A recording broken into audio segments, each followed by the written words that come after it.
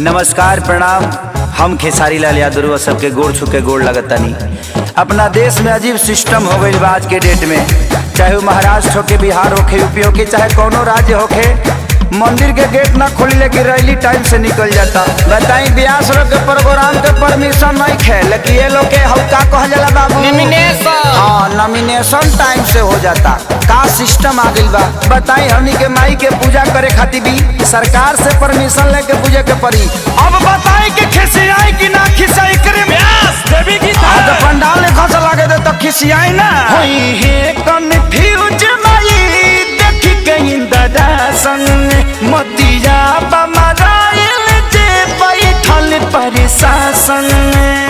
दबी मैया जिंदाबाद जिंदाबाद जिंदाबाद होई है कन्फ्यूज माई देखी के इंदरा संग मतिया बमराइल जे बैठल प्रशासन।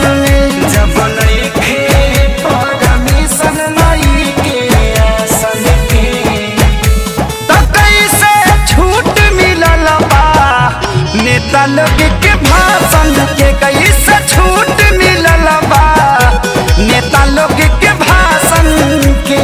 दबी मैया जिंदाबाद जिंदाबाद जिंदाबाद अरे भैया जिंदाबाद जिंदाबाद जिंदाबाद। अड़हुल फुलवा कहाँ चढ़ेगा लाल चुनरी कहाँ चढ़ेगा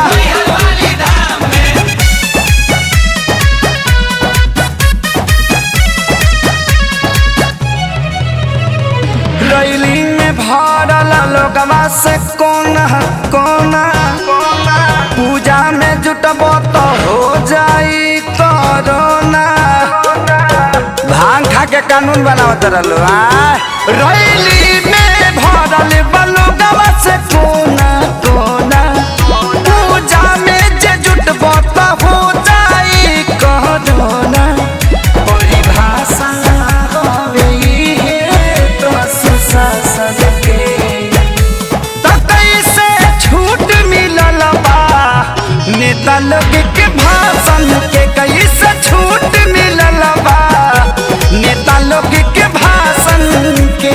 ताजा नारियल कहाँ चढ़ेगा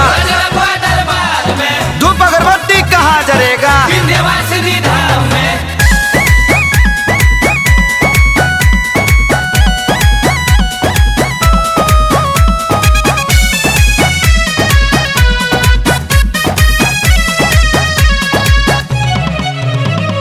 सोनू विकास बाना से पलो गवा लागल यादव राज कुंदन सरकार भइल बा पागल। सोनू विकास बाना से पलो गवा लागल यादव राज कुंदन सरकार भइल बा पागल। भइल दुनिया बाके सारी